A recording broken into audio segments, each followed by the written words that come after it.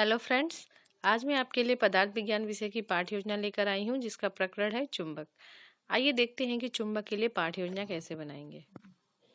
इसके लिए सबसे पहले लिखते हैं पाठ योजना संख्या, फिर लिखेंगे छात्र अध्यापक या छात्र अध्यापिका का नाम। उसके बाद लिखते हैं विद्यालय का नाम। विद्यालय का नाम वो होगा जहाँ से आप शिक्षण कार्य करेंगे। उसके बाद हम एक टेबल बनाते हैं जिसके अंतर्गत ये 6 बिंदुओं को लिखते हैं। कौन कौन से बिंदु हैं? पहला दिनांक, जिस डेट पे आपको शिक्षण कार्य करना है। उसके बाद लिखेंगे कक्षा, फिर लिखेंगे विषय, देन उप विषय।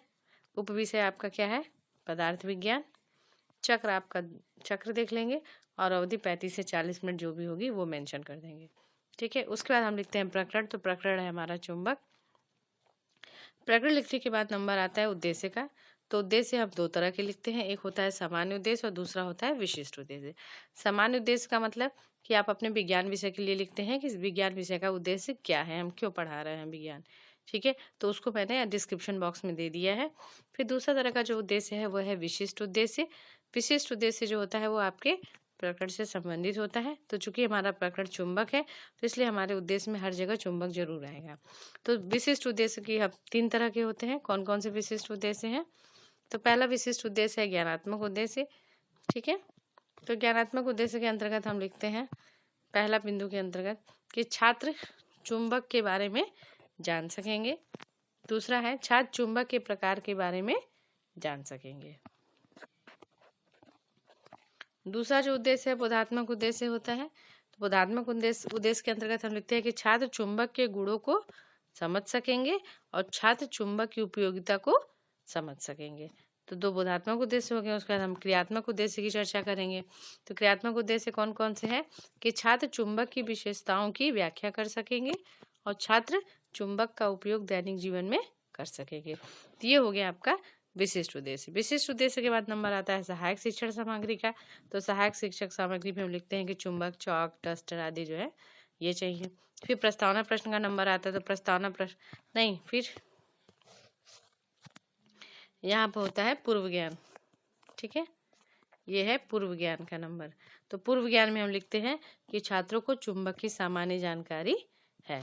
ठीक है, उसके बाद नंबर आता है प्रस्तावना प्रश्न का। तो प्रस्तावना प्रश्न में हम इस तरह से एक टेबल बनाते हैं और टेबल बनाने के बाद हम एक बच्चों से कोई क्वेश्चन आंसर करते हैं ताकि प्रकरण निकाला जा सके।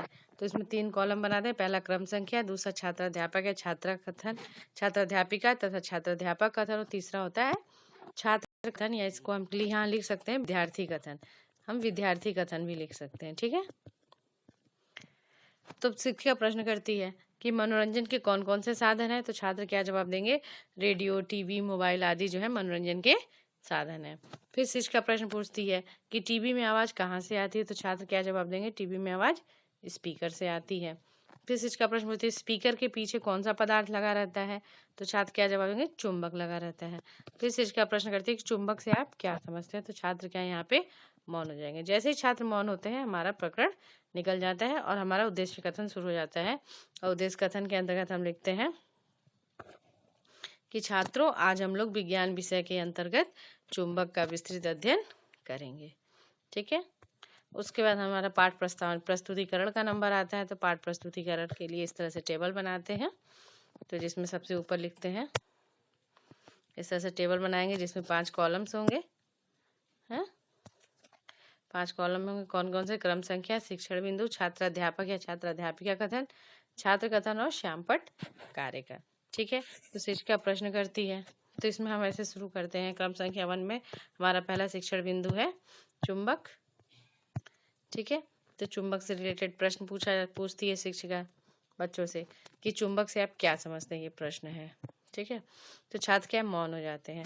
फिर शिक्षिका स्पष्टीकरण देगी कि ऐसे पदार्थ जो लोहे या लोहे से बनी वस्तु को अपनी ओर आकर्षित करते हैं या खींचते हैं उन्हें चुंबक कहते हैं। चुंबक को अंग्रेजी में मैग्नेट भी कहते हैं। चुंबक को वायु में लटकाने पर यह सदैव उत्तर दक्षिण दिशा में स्थिर रहता है।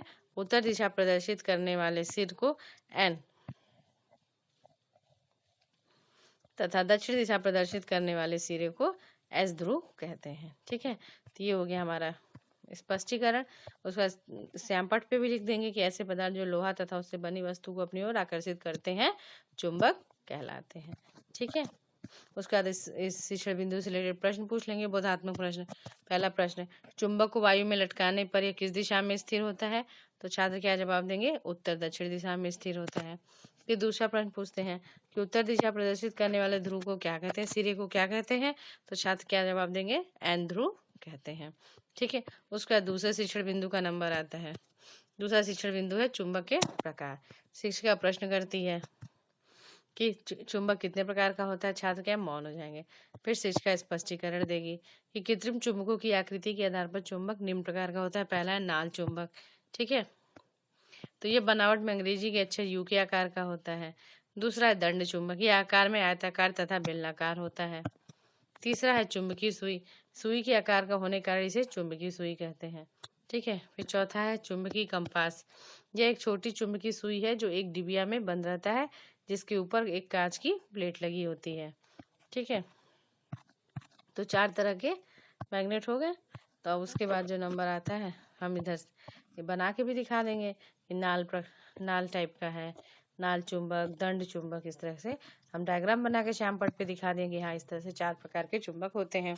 उसके बाद इससे रिलेटेड बोधात्मक प्रश्न पूछ लिया। पहला प्रश्न पूछा कि नाल चुंबक की आकृति कैसी होती है? तो छात्र क्या जवाब देंगे? यू आकार की होती है। फिर दूसरा प्रश्न क्या है?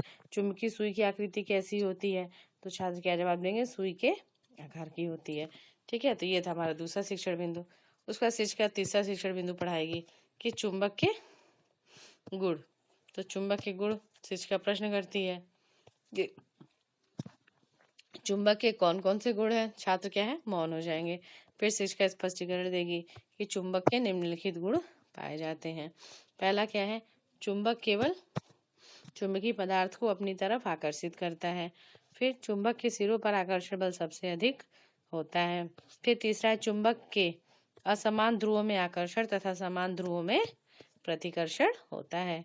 फिर चौथा पॉइंट बता देंगे कि चुंबक के ध्रुवों को एक दूसरे से अलग नहीं किया जा सकता है। ठीक है, ये हो गया 4 बिंदु, गुण हो गए। चुंबक के पर नॉर्थ साउथ में किस तरह से डिवाइड हो रहा है वो दिखा दिया कि कितना भी काटेंगे तो एक सिरा हमेशा ध्रुव, एक ध्रुव जो होता है नॉर्थ होगा, दूसरा ध्रुव हमेशा साउथ होगा। तो ये हमने बना के दिखा दिया। ठीक है, उसके बाद हम इससे रिलेटेड बोधात्मक प्रश्न पूछ लेंगे। तो शिक्षिका प्रश्न पूछती है कि चुंबक का कोई एक गुण बताइए। तो क्या एक गुण लिख दिया कि ये लोहे की वस्तु को आकर्षित करता है। फिर दूसरा प्रश्न पूछती है क्या चुंबक के ध्रुवों को अलग किया जा सकता है, आपस में अलग किया जा सकता है? तो छात्र क्या जवाब देंगे? नहीं किया जा सकता है। ठीक है, उसका नंबर आता है पुनरावृत्ति प्रश्न का। तो पुनरावृत्ति प्रश्न में छात्र शिक्षिका प्रश्न पूछती है कि चुंबक अपने किस गुण के कारण लौह पदार्थों को अपनी आकर्षित करता है। फिर दूसरा दंड चुंबक की आकृति कैसी होती है। और तीसरा प्रश्न पूछ लिया कि चुंबक का कोई 2 गुण बताइए। तो हमने 3 तरह के पुनरावृत्ति प्रश्न पूछ लिए। उसके बाद हमने श्यामपट्ट सारांश में आ जाना है। तो श्यामपट्ट सारांश में छात्र ऐसे लिख देंगे कि चुंबक लोहे की वस्तुओं को अपनी तरफ आकर्षित करता है। चुंबक में 2 ध्रुव पाए जाते हैं। चुंबक की आकृति के अनुसार चुंबक 4 प्रकार के होते हैं: नाल चुंबक, दंड चुंबक, सुई चुंबक और चुंबकीय कंपास। ठीक है, उसका गृह कार्य दे देंगे। गृह कार्य में बच्चों को सवाल पूछ लेंगे कि चुंबक तथा उसके प्रकार को याद करके आना है या पढ़कर आना है। जो भी आपको अच्छा लगे ऐसे सवाल बना के आप दे दीजिएगा। ठीक है, तो ये थी हमारा आज का लेसन प्लान। अगले लेसन प्लान में आपसे फिर मिलेंगे। अगर आपको मेरी वीडियो अच्छी लगी है तो प्लीज़ इसे लाइक करें, शेयर करें और मेरे चैनल को सब्सक्राइब करें। Thank you so much.